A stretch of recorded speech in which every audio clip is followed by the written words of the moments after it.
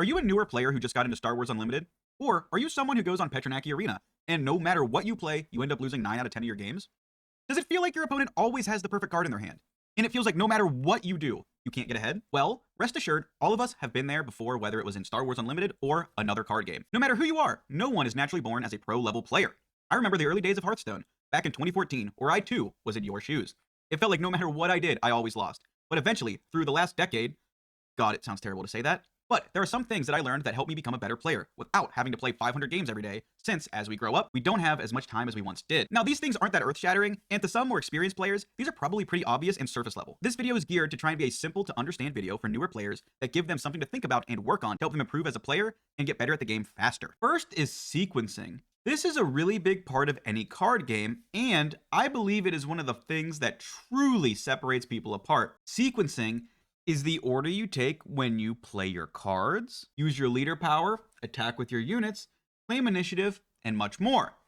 Now, in Star Wars Unlimited, this matters more than in most other card games since there's this inherent back and forth nature of the game. In most decks, the proper sequencing is typically attacking with your units first, and then playing cards from your hand second. That way, you don't leave your opponent an opportunity to prevent the damage going in. In some cases, proper sequencing can allow you to do what we call action cheating, which means you play a card that does 2 or more things in one action. This can commonly be seen in cards such as Fleet Lieutenant, which allows you to play a unit developing your board and also attacking with a readied unit all in one action. Other cards, such as Maul Shadow Collective Visionary, are cards that action cheat by playing a unit from your hand and removing an opposing unit in one action. Learning the proper way your deck wants you to sequence actions and learning how to sequence actions in such a way that you can action cheat is pivotal in turning the tide of games into your favor. One of the best pieces of advice I have for you here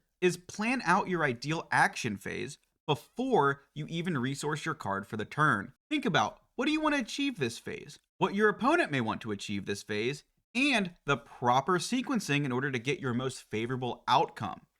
I have lost many games due to poor sequencing, that if I just did my actions in a different order, I win the game. Now, the next topic is also one of the hardest to learn as a new player, and that is, your life is a resource. You are just as much of a winner whether you have 1 life remaining or 30. Your life does not roll over to the next game.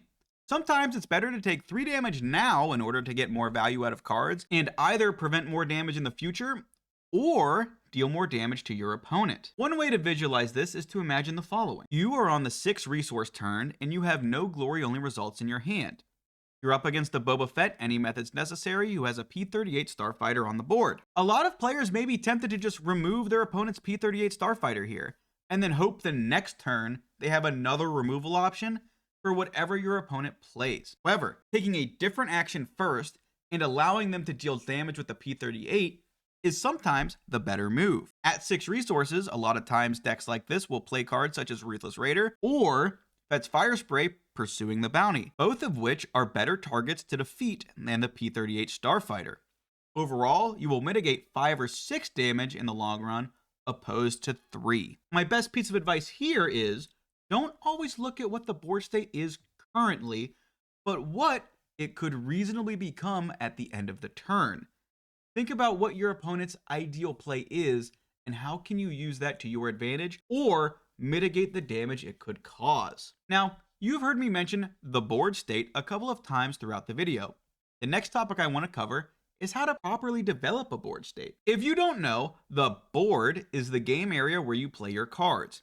And the board state refers to the difference in cards between you and your opponent. A good board state is one where you have more units or more threatening units than your opponent. And a bad board state is the opposite. The easiest way to discuss this topic is to look at the following. It is turn 2, so you have 3 available resources. You have a Battlefield Marine ready on the board, and in your hand you have a Sabine's Masterpiece and For a Cause I Believe In. Now, I have seen many players play the For a Cause I Believe In to deal 4 extra damage to the opponent's base because you think, well, 7 is better than 3, and I'm trying to deal as much damage as possible, right? Well, let's imagine that you play Sabine's Masterpiece instead. So, you attack with your Battlefield Marine, and then your opponent plays something like Power of the Dark Side, which forces you to defeat your battlefield marine. Then you play Sabine's Masterpiece. If you get to attack with Sabine's Masterpiece next turn, you will have dealt an additional 3 damage to your opponent, which is a total of 6. And that Sabine's Masterpiece will continue to keep dealing damage and being a threat until it is defeated. Yes, you dealt 1 less damage than if you played For a Cause I Believe In, but your board state is substantially better. Remember, don't just think about the current turn, but also how can you effectively keep up the pressure throughout the whole game and leave your events that deal direct damage or pump units until later in the game when you can surprise your opponent and defeat them with damage they didn't even know about. The next 3 tips aren't game mechanic related, but rather other things you can do to get the most out of your games you play. Sometimes, even if you have good game knowledge or game mechanics, there are other things we can do to improve as players. The first of these is record your games. Recording your games and then going back through them to see the decisions you made and how, if you made different sequencing choices or different resource choices, the entire game would have been significantly different. Ever since I started recording my own games, I have noticed that I have gotten substantially better at resourcing correctly and sequencing. It is also advantageous to not only look at the games you lost, but also games that you won. Sometimes you can see if you got lucky, outplayed your opponent, or if your opponent actually misplayed and you took advantage of it. I seriously cannot recommend enough to record your games. If you're on PC, you can use something like OBS, which is free, open source, and really easy to use. Or if you're on your phone or tablet, use the screen recording function. I play a lot of my Petranaki Arena games on my iPad, and I have a lot of games recorded through the screen record function. I used to think that no matter what choices I made, my opponent always had the perfect card in hand. But upon rewatching my games, you find out that maybe you played right into your opponent's plan. The next topic I want to cover is to play the decks that you are having a hard time beating. And no, I'm not saying just play meta decks, but rather, this is more of a know thy enemy suggestion. Back in set 2, for the life of me, I could not beat Bosk Blue. No matter the deck, no matter the opponent, I could not beat it. Then I started playing that deck, and I found what lines my opponents took to beat me and what lines they took that played right into my game plan. I highly recommend, if you have an unfavorable matchup into certain meta decks, play them. Think about it this way. You don't have the time to play 500 games into Han Solo Audacious Smuggler Yellow, but maybe your opponents have. Let them show you what they learned in their 500 games to counter the deck, and then leverage that into your own decks moving forward. Remember, if you can't win with a meta deck, don't think of it as a, man, I can't even win with a meta deck, but rather, good, these people are showing me what I need to do to be better in the future. And now, the last recommendation I have for you is find a friendly community that is centered around helping players out and teaching.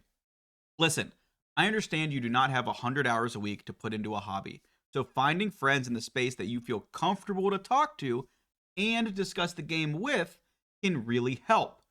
It took me a decade and 3 card games to actually do this. I never joined a community until now, and honestly, even when I don't have time to play the game, just shooting a quick message out to somebody that I know will answer without being judgmental or condescending, or even asking a question about a deck build that I have. All of these have been super helpful and beneficial to me. And trust me, you are not alone. And, okay, yes, this isn't a shameless plug. There is definitely shame here. But I'm trying to build a Discord server that is exactly what I'm talking about. It's centered around teaching, deck building, answering questions, and even helping to organize fun playgroups for people to come together, play, and learn. It's completely free to join, and I will do my best to make sure it is a place that is centered around sharing knowledge in a welcoming way. If you're interested, we currently are sitting at 53 members, and the link is in the description. So that's all I have for you today. If you have any other suggestions, please throw them in the comment section below. There are plenty of other topics that we can talk about to help players improve. I just can't fit them all into one video. And I do know that this video is pretty surface level. You can make whole videos on each of these topics and really go in depth into them. And that's kind of what the Discord suggestion was for.